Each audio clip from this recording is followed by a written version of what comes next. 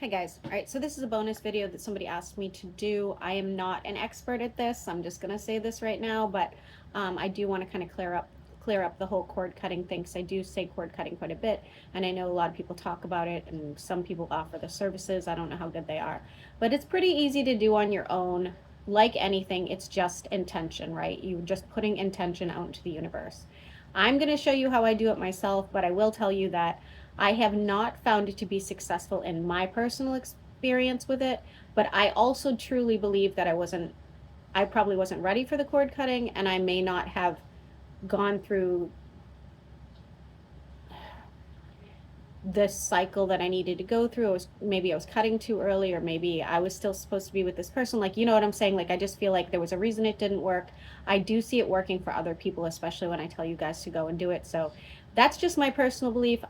Aside from cord cutting, before I show you, I did buy black walnut bath. Somebody told me that that works better than cord cutting. It also can remove like negative energy, and that's technically why I got it. It wasn't really for cord cutting, but I have been washing my hands with it. I do really love this. I would like to try to make my own and sell it on this channel because, well, I just would like to. Anyway, so I really highly suggest the black walnut bath over anything else. I think it's great. I think it's just good energy regardless. Okay, so whether it's cord cutting or just getting rid of like negative energy. Um, Obviously, salt around your household is really great. Saging is really great. Uh, Florida water, love Florida water. You know, just like clear the air, clear the space. So, before I get started, some people like to call in angels to help them through this. I don't personally do it, but I know a lot of people do it, and they really believe in that, and that's fantastic. But I think, again, as long as you have the right intentions and you know that this is the best situation for you, go ahead. I'm using these two random candles, guys.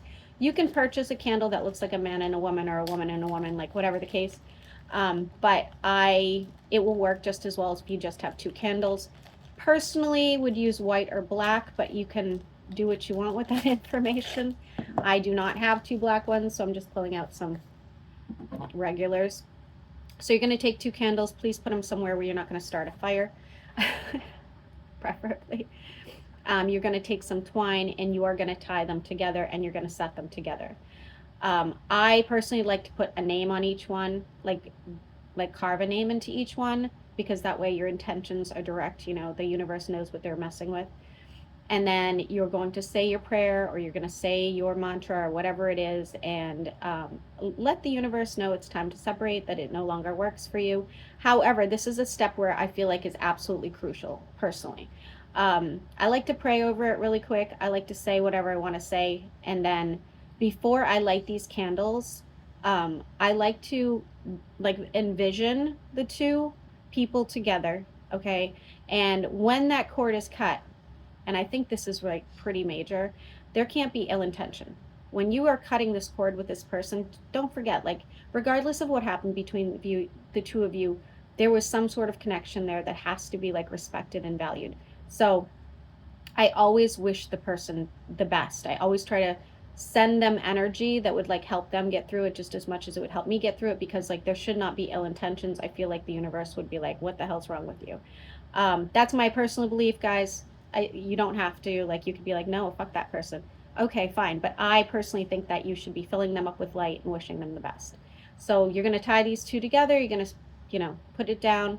You're going to start burning it, and you will see, obviously, the twine will light fire, and it will separate the two candles.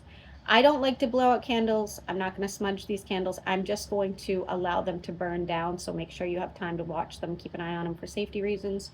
And I would do this more than once. I believe in the 3-6-9 theory. If you've got to do it 3 times, you don't feel it, do it 6 times, and do it 9 times. But eventually you'll see some sort of difference. Most people I tell to do this only have to do it 3 times, so that might be your golden number. I don't know how attached you are to this person or the outcome. But that, I would say, in most cases is quite successful. And then I like to bury it. I don't just throw this in the trash when I'm done. I like to bury it. I like to do something like meaningful with it, because it is like still guidance. It still is help from the universe or God or whatever it is you believe in, right? So, again, it's all about intentions, guys. That's how manifesting works. That's how it's energy. You're sending out positive energy. You're just saying, I'm done with this situation. It no longer serves me. Thank you so much for whatever happened between us, good and bad. And then, personally, like I said, I wish them well. So, that hopefully is a pretty good explanation. I don't offer this service. Many of you have asked me. Maybe in the future I'll offer the service, but because I'm not a huge fan of the candle process, just because of my own experience, um, we'll see. We'll see. I may in the future. But this, highly recommend. Highly, highly recommend. And also give yourself some grace, guys. You know, it's a hard process removing people from your life, especially if you really don't want to. Um, or if you saw value in them at some point. So, give yourself grace. It's not always an easy situation. I know from experience, well, not from experience, I know from working with a lot of you guys right now, everybody's kind of going through it, whether it's because of Mercury retrograde, Saturn retrograde, or because relationships are like closing in on us. Hopefully we'll see something better soon, but but I know everybody's kind of going through it, and I do appreciate that you guys reach out to me and look for guidance, because that's what I do. This has been like a dream job for me, and I really do appreciate it. And thank you guys for getting me to 50,000. I really do. It's been bittersweet. It's bittersweet.